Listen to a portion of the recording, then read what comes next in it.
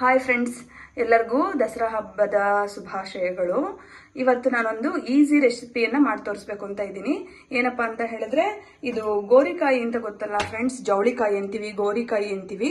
ಇದನ್ನ ಹುರಿದು ರೆಡಿ ಮಾಡಿ ಇಟ್ಕೊಂಡಿದ್ದೀನಿ. ಚೆನ್ನಾಗಿ ಸೋಸ್ಬಿಟ್ಟು ನೀರಲ್ಲಿ ಹಾಕಿ ಉಪ್ಪು ಹಾಕಿ ತೊಳೆದು ಬಿಡಬೇಕು.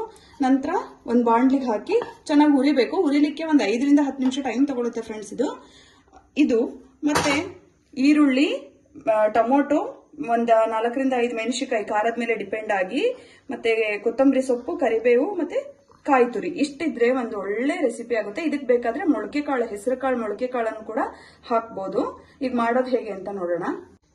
ನೋಡಿ ಫ್ರೆಂಡ್ಸ್, ಈಗ 2 ಸ್ಪೂನ್ ಆಗುವಷ್ಟು ಎಣ್ಣೆಯನ್ನ ನಾನು ಬಾಣ್ಲಿಗೆ ಹಾಕಿದ್ದೀನಿ. ಈರುಳ್ಳಿ ಕಂದರ್ಲಿಕ್ಕೆ ಎಷ್ಟು ಬೇಕಷ್ಟು, ಯಾಕಂದ್ರೆ ಅದು ಜವಳಿಕಾಯಿಯನ್ನ ಹುರಿಲಿಕ್ಕಾದ್ರೂ ಸ್ವಲ್ಪ ಹಾಕಿದ್ದೀನಲ್ಲ, ಅದಕ್ಕೋಸ್ಕರ. ಈಗ ಇದಕ್ಕೆ ಒಗ್ಗರಣೆ ಕೊಡೋ ಪ್ರೊಸೆಸ್ ಅನ್ನು ಮಾಡೋಣ. ಸಾಸಿವೆ ಜೀರಿಗೆಯನ್ನ ಹಾಕೋಣ. ಇವಾಗ ಒಂದು ಅರ್ಧ ಸ್ಪೂನ್ ಸಾಸಿವೆ, ಅರ್ಧ ಸ್ಪೂನ್ ಜೀರಿಗೆ, ಮತ್ತೆ ಕರಿಬೇವು ಇಷ್ಟನ್ನ ಹಾಕ್ಬಿಟ್ಟು ಸ್ವಲ್ಪ ಎಣ್ಣೆ ಕಾದ್ಮೇಲೆ ಇಷ್ಟು ಹಾಕೋಣ.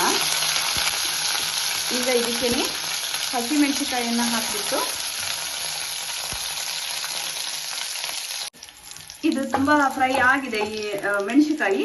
ಇವಾಗ ಇದಕ್ಕೆ ಈರುಳ್ಳಿಯನ್ನ ಹಾಕ್ಬಿಡೋಣ. ಸ್ಪೂನಲ್ಲಾದ್ರೆ ಸರಿ ಆಗಲ್ಲ ಅಂತ ಕೈಯಲ್ಲೇ ಹಾಕ್ತಾ ಇದ್ದೀನಿ. ನೋಡಿ, ಇದು ಒಂದು ಗೋಲ್ಡನ್ ಬ್ರೌನ್ ಬರೋವಷ್ಟು ಫ್ರೈ ಮಾಡಬೇಕು. ಸ್ವಲ್ಪ ಉಪ್ಪು ಹಾಕಿದ್ರೆ ಬೇಗನೆ ಫ್ರೈ ಆಗುತ್ತೆ. ಈರುಳ್ಳಿಗೆ ಎಷ್ಟು ಬೇಕೋ ಅಷ್ಟು ಉಪ್ಪನ್ನು ಹಾಕೊಳ್ಳೋಣ. ಈರುಳ್ಳಿ ಫ್ರೈ ಆಗಿದೆ. ಈಗ ಸ್ವಲ್ಪ ಟೊಮೊಟೊ ಹಾಕ್ತೀನಿ. 1-2 ಟೊಮೊಟೊ ತಗೊಂಡಿದ್ದೆ.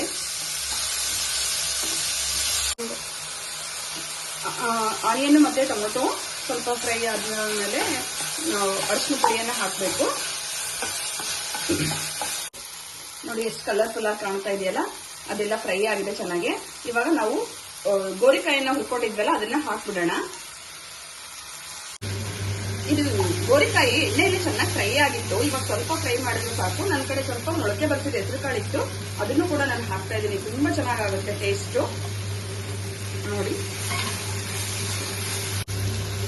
1-2 ನಿಮಿಷ ಫ್ರೈ ಆಗಬೇಕು. ಆಗಿದೆ ಇದು.